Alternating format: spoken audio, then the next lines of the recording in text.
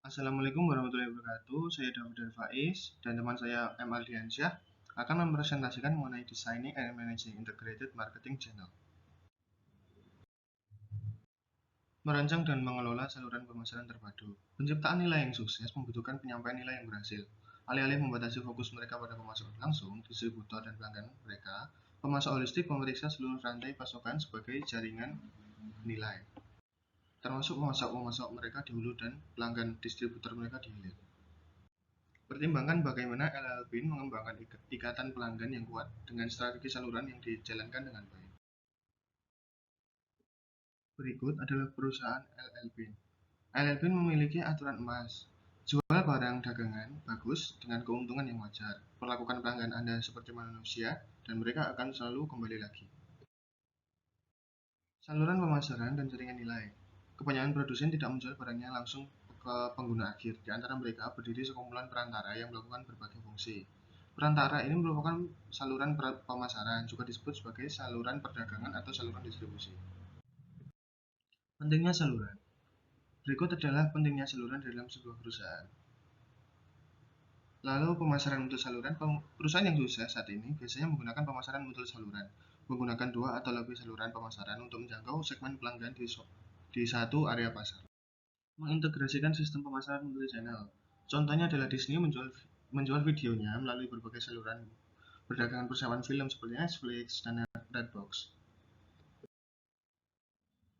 Berikut ini adalah pemasaran perusahaan coach yang melalui berbagai cara seperti toko-toko online, penjualan secara langsung, dan toko serba ada yang khusus.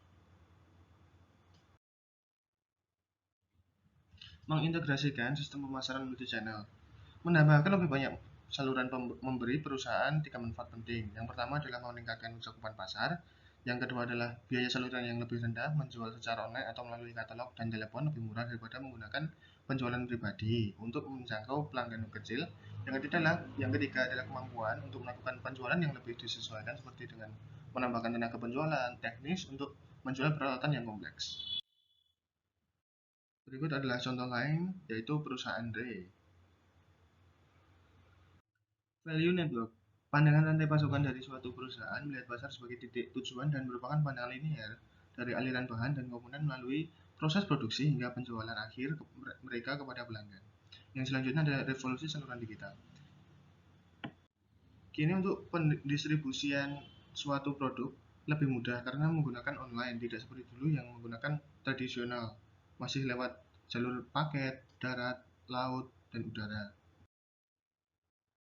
Berikut adalah contoh lain, yaitu klinik Cleveland. Keputusan desain saluran, yaitu menganalisis kebutuhan dan keinginan pelanggan, menetapkan tujuan dan batasan, mengidentifikasi alternatif saluran utama, dan mengevaluasi alternatif saluran utama. Berikut adalah bagan keputusan manajemen saluran. Bisa Anda baca sendiri di sini, dijelaskan. Integrasi dan sistem saluran.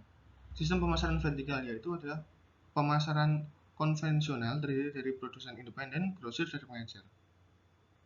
Untuk sistem pemasaran horizontal, untuk pengembangan saluran lainnya adalah sistem pemasaran horizontal, di mana 2 atau lebih perusahaan tidak terkait mengumpulkan sumber daya atau program untuk memanfaatkan peluang pemasaran yang muncul.